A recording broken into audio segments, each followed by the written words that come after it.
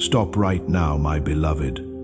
I need you to be still. Just for a moment, just right here. With me, you did not find these words by accident. These words found you. Something in the deepest part of you responded before your mind could ask why. That was not coincidence. That was by design. Do not look away. Do not close this. What I am about to speak into your life is exactly what you have needed to hear for a very long time. Stay with me. Every word matters. Every sentence carries weight. I know what you were doing before you came here. I know the thoughts that were running through your mind. I know the feeling that brought you to this exact moment. And I know the question you have been carrying quietly, alone, for longer than you will admit. Why not me? You did not ask it out loud, but you thought it. You felt it. You have felt it more times than you can count. Tonight, I answer that question.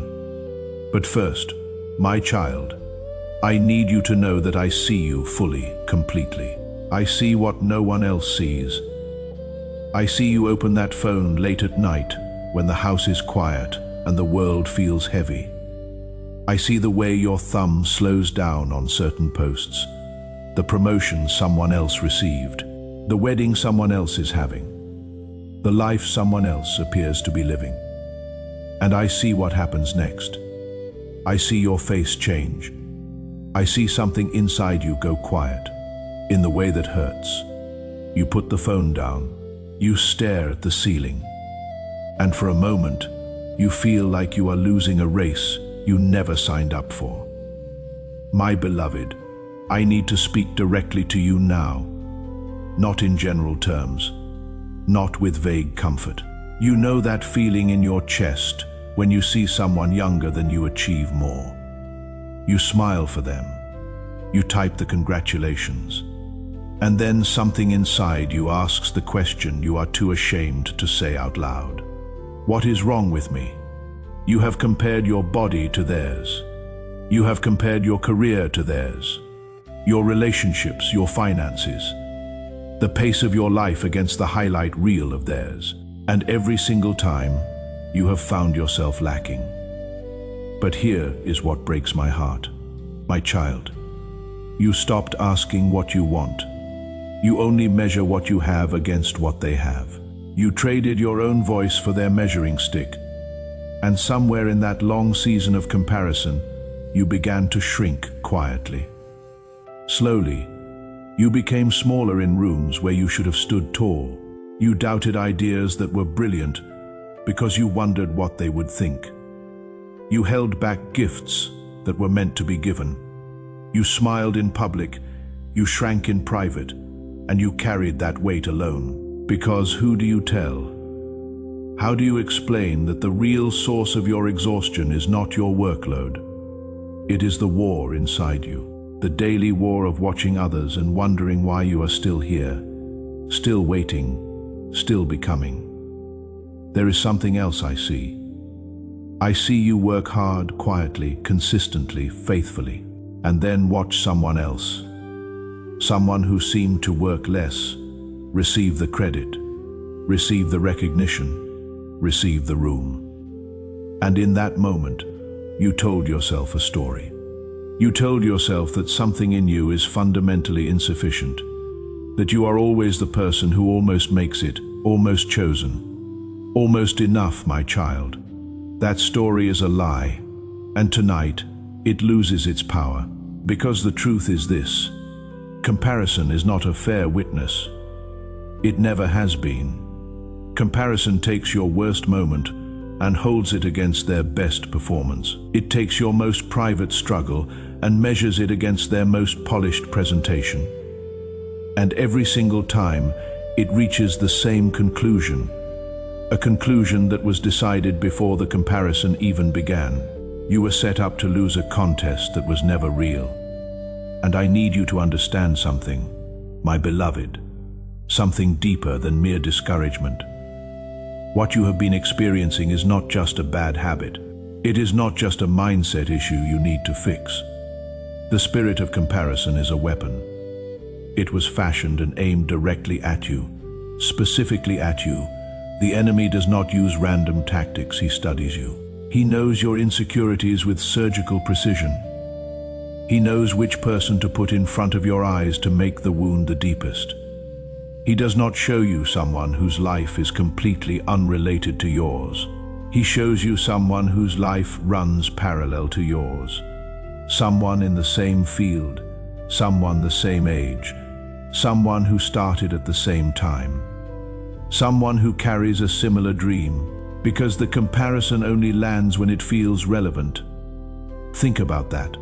My child, he chose that person carefully. He picked the exact life to show you that would cause the most damage to your belief in your own purpose. But here is what he did not count on. The fact that you are still here. The fact that you are still listening. He wanted you to give up. He wanted you to decide that the dream was not yours to carry. He wanted comparison to do what persecution could not do. He wanted it to make you disqualify yourself. But I am here tonight to dismantle that plan completely. Now, let me show you what comparison has already taken from you. Not to make you grieve, but to make you understand the full cost of the war. There were ideas you had. Brilliant, original, needed ideas. And you looked at what someone else had already built and told yourself, they already did it better, so you never started. There was a conversation you were meant to have, a word you were meant to speak into someone's life at exactly the right moment, and you measured your words against someone more eloquent, more polished, more impressive. So you stayed silent. There was a room you were invited into, a seat at a table where your voice was needed, and you looked at the others in the room and decided you did not belong among them. So you made yourself invisible. There was a creative work inside you, a story, a song, a business, a vision that existed nowhere else on earth, because it came from the specific combination of your experience, your pain, your perspective, and your calling. And you looked at what others had created and decided it was not impressive enough by comparison. So you buried it. My beloved, the world has been waiting for things that never arrived, because you were watching someone else instead of walking your own path. And I declare to you tonight, that season of burial is over. What you kept silent will find its voice. What you set aside will be retrieved. What you abandoned in the shadow of someone else's success will be recovered. Because none of it was wasted. It was waiting. It was preserved. It was held in the sacred realm until the moment you stopped comparing and started believing again. And that moment, my child, is right now. Let me take you back to a moment in time. Let me show you someone you know. His name was Moses. Moses was chosen, marked, called by name from a burning bush, given a mission that would reshape the course of history. And yet, he stood before me and said, "Send someone else." Not because he lacked purpose, not because the calling was wrong, but because Aaron was standing right beside him. Aaron, his own brother, who spoke more smoothly, who carried himself with more confidence in crowds, who had a way with words that Moses could not match. Moses looked at Aaron and then looked at himself, and in that comparison, he saw only his own shortcomings. He said, "I am slow of speech. I am not enough. Send someone who sounds like him, my child." Do you hear yourself in Moses? How many times have you looked at someone beside you and said those same words in your heart? I am not polished enough, not confident enough, not articulate enough, not experienced enough. How many times have you pointed to someone else and said, "Send them instead"? Here is what Moses could not see in that moment. Aaron was not placed in his life to replace him. Aaron was given to Moses to assist him, to serve his calling. To amplify what Moses carried, Aaron's gift was never meant to diminish Moses, It was meant to complete Moses. The one you keep comparing yourself to may have been placed in your life for the same reason. Not to outshine you, not to outpace you, but to walk alongside the calling that belongs only to you. Aaron could speak, but Moses is the one I chose to lead. There was no version of this story where Aaron stood at the top of the mountain and received the commandments. That was always Moses. That was always his alone. And here is the detail I need you to hold. My beloved Moses went. He obeyed despite his doubt. He led despite his stutter. He stood before Pharaoh with a voice he did not believe in. And that imperfect, stammering, doubting man became the one through whom I parted the sea. Not Aaron Moses. Your imperfection is not disqualification. It is the signature of a design that required something other than polished performance. Go, my child, go as you are. Now let me show you someone else. Her name was Leah. She lived in the shadow of her sister Rachel every single day. Rachel was beautiful in the way the world measures beauty. Rachel was chosen, pursued, beloved. Leah was the one left over. She watched her own husband look past her toward her sister. She spent her life trying to earn love that had already been given elsewhere. Each child she bore, she named in hope. Surely now he will love me. Surely now he will see me. She measured her worth against Rachel her entire life, and by every visible measure, she lost. But hear me now, my beloved. It was through Leah, not Rachel, that the lineage of kings was carried. It was through Leah that the greatest story of redemption would one day flow. Leah never knew that. She could not see it from where she stood. All she could see was what she did not have. All she felt was the gap between herself and her sister. She went to her grave not knowing what I had written through her life. But I saw everything. I always do. And here is what I need you to receive from Leah's story. Purpose does not announce itself by way of circumstance. Purpose is often hidden beneath exactly the kind of pain that comparison produces. The ache Leah felt, the sense of being unseen, the longing to be enough, that ache was not evidence of her insignificance. It was a sign of a woman whose purpose ran deeper than the surface of visible love and recognition. You think you are the forgotten one. You think you are the one who keeps coming in second, but you do not see what I am building through you. You cannot see it yet. The forgotten one is often the one through whom history moves. Now let me show you another. His name was Joseph. You know his story. The coat, the dreams, the brothers who looked at him and felt something burn inside them. But I want you to see this story from a different angle tonight. His brothers compared.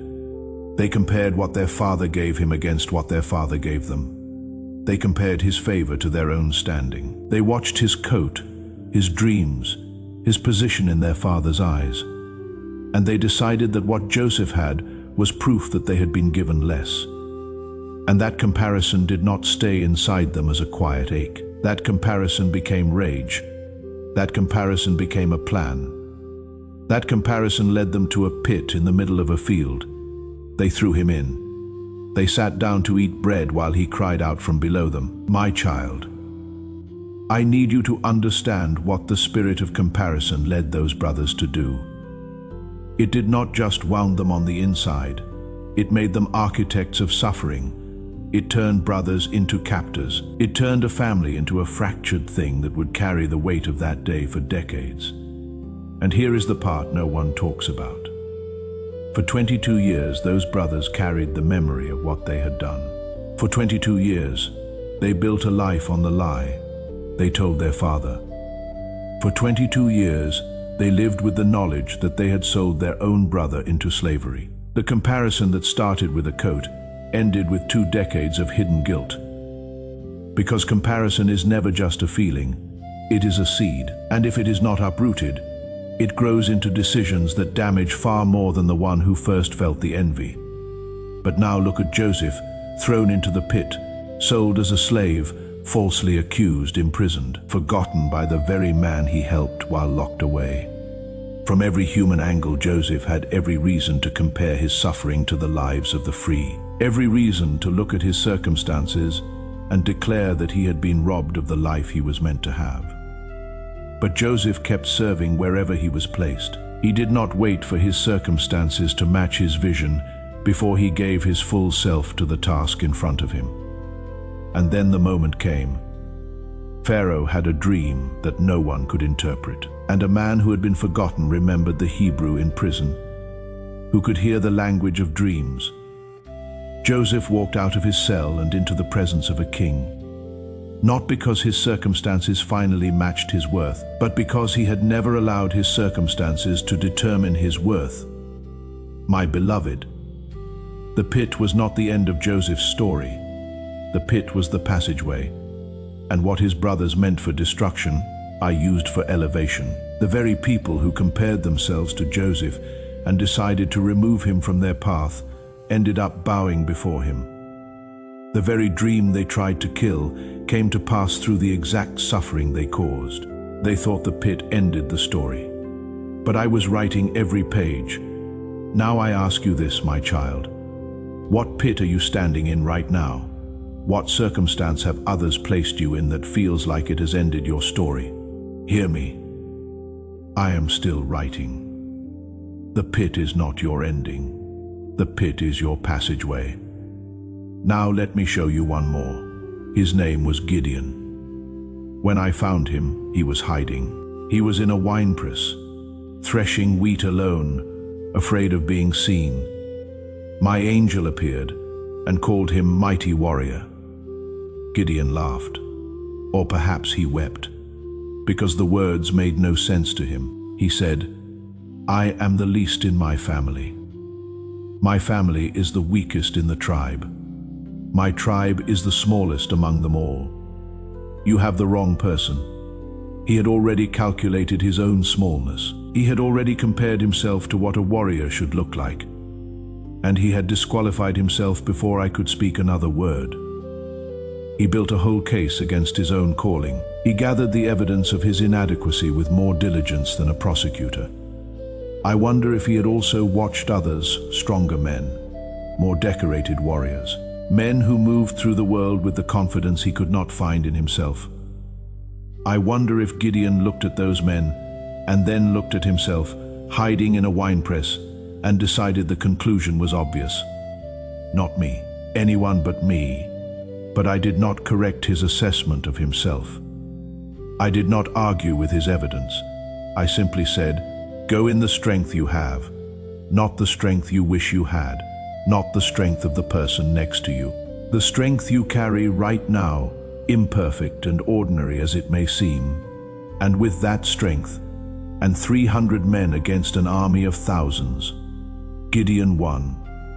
Not because he became someone else, not because he finally matched the image of what a warrior should look like, but because he stopped comparing the size of his ability to the size of the enemy and started trusting the size of the one who called him. My child, I do not need you to be the strongest version of yourself. I need you to be the obedient version of yourself. Now I need to show you something important before I speak my declarations over your life. The comparison you make between your life and theirs is built on incomplete information. You see their result. You do not see their hidden cost. You see their position. You do not see what they had to leave behind to get there. You are measuring a chapter of your story against the cover of theirs. A cover was never meant to tell the whole story. A cover was never designed to carry the weight of meaning that only the full journey reveals. You do not know what it cost them. You do not know what they lost to be standing where they are. You do not know which relationships frayed, which mornings they woke up afraid, which parts of themselves they had to set aside to arrive at the image you see. But I know. I see every story fully, and I tell you tonight, there is no life I have written that does not carry both valleys and peaks. Yours included, theirs included. And here is the deeper truth. My beloved, the life they are living was written for them, specifically for them. Their strengths, their timing, their calling, the particular way they move in the world. All of it was crafted for the specific purpose I assigned to their life. And the life I wrote for you was crafted with the same precision for your purpose. You are not a lesser version of them. You are a completely different answer to a completely different question. The world did not need two of them. It needed one of them and one of you. When you become a copy of someone else, the world loses the original it was waiting for. There is a void that only your specific life can fill, not your polished life, not your perfected life. Your life as it is, as it has been shaped by everything you have carried, the way you think. No one else thinks that way. The way you see a problem, no one else sees it from that angle.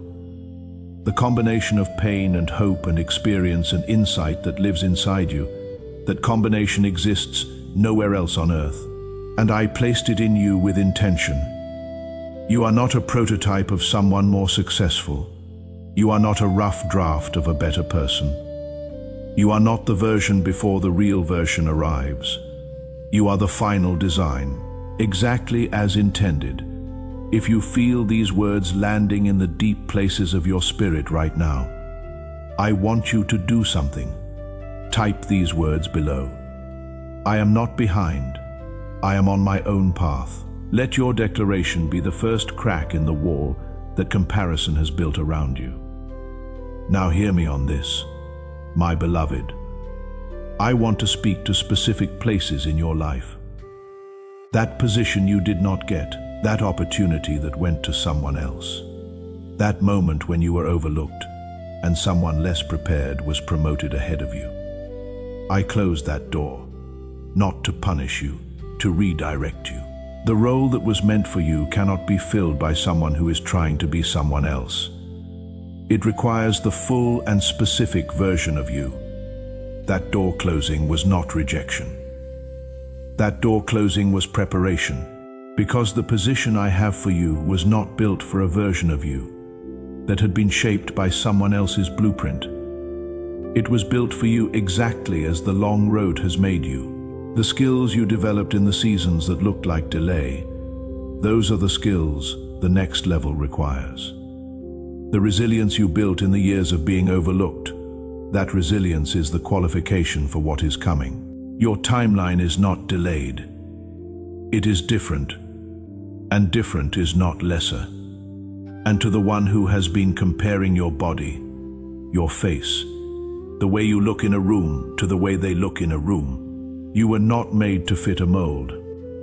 You were made to break one, the very thing you have been hiding, the quality that feels too much or not enough, the way you exist that does not match what you have been told is beautiful or acceptable or impressive. That is the thing I placed in you on purpose. The world has seen enough of what it expects. It is waiting for something that surprises it, and that surprise is you. Do not sand it down to match someone else's shape, and to the one whose heart is heavy over relationships, over watching others find their person while you are still waiting, over comparing your loneliness to their belonging. The comparison you make in loneliness is a lie dressed in statistics. I do not work by statistics. I do not match souls by algorithm.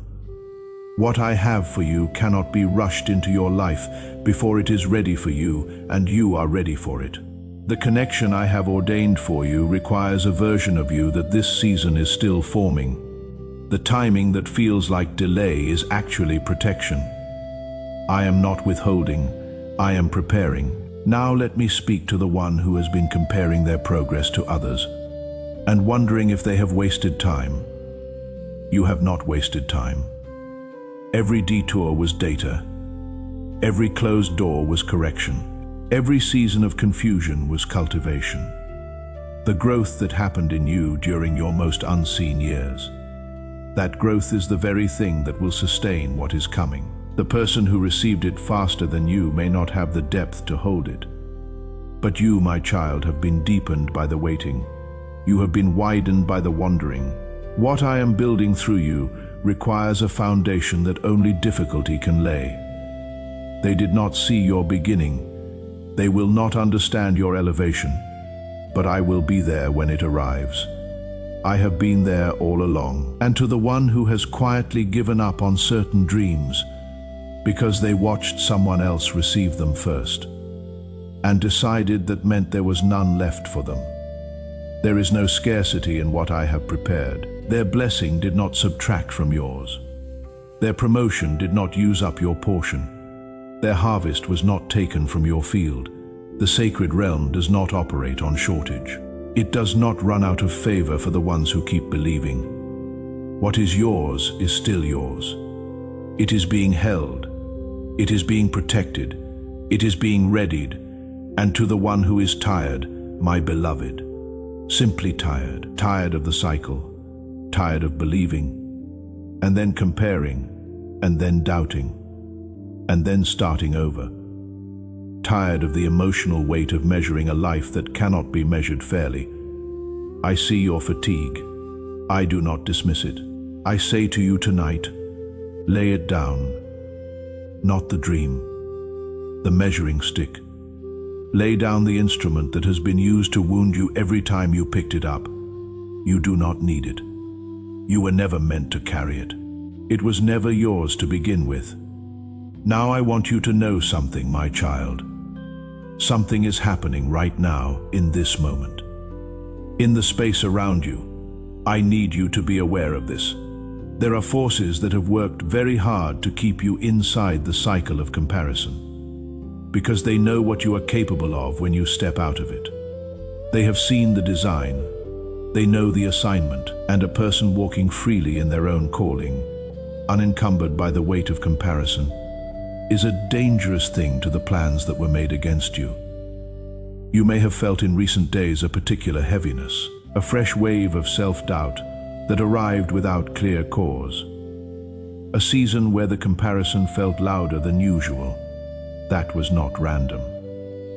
That was not just a mood. That was the final resistance before a breakthrough. That was the last attempt to discourage you before the thing you have been waiting for arrives. The enemy does not intensify his efforts against things that do not matter. He does not fight for territory that has no value. The weight you have felt is evidence of the significance of what you are about to step into. But tonight, that weight is being lifted. You may feel it even now, a lightness where the heaviness was, a release in your chest where the tightness lived.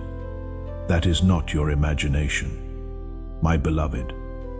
That is the sacred realm responding to the moment you chose to stop comparing and start receiving. The shift is happening right now, in this breath, in this stillness. Something that was locked is unlocking. Something that was held back is being released. Something that was obscured is becoming clear. And it begins tonight. It begins in this moment, my beloved. I need something from you before we close this time together. I have spoken truth into your spirit.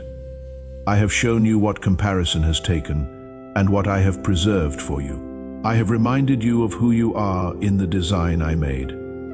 Now I need you to respond, not passively, not as an observer, as a participant in what is being established in your life. Type these words below. Right now, I release the need to be them. I choose to become fully me. Let those words go into the unseen realm. Let them signal that a shift has begun in you. Let them mark this moment as the moment the cycle ended. Because declarations are not just words, my child. They are agreements. They are the moment you align your voice with what I have already determined about your life.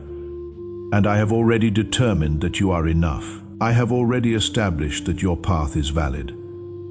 I have already set in motion the things that are coming for you. Your declaration does not create the truth. It receives it. And if someone came to your mind as you listened, someone who is also fighting this battle in silence, who is also measuring themselves against someone else and finding themselves lacking, send this to them tonight. Do not hold this for yourself alone. Be the reason someone else hears what they needed to hear. This is how the kingdom moves, not through force, through testimony. Through one person saying, "I heard something that broke the chain, and I thought of you. Come back, my precious one." This is not a one-time encounter. This is the beginning of learning to see yourself the way I see you. There is more I need to tell you. There is more I have placed inside you that you have not yet uncovered. Return here, the conversation between us is not finished. The comparison ends tonight. The real you, the one you buried under everyone else's life, the one you silenced in the noise of measuring and watching and wondering, begins now. That one was never lost. I kept that one safe. I knew the day would come when you were ready to reclaim what comparison had taken. That day is today. That moment is now. I have always seen that one, in every season where you felt invisible. I saw you, in every moment where you felt like the forgotten one. I was watching in every night you spent questioning your worth against someone else's highlight. I knew exactly what was in you. And what is in you, my beloved, has always been more than enough. Go now, walk into what I have prepared, not with their steps, with your own. I am with you on every one of them.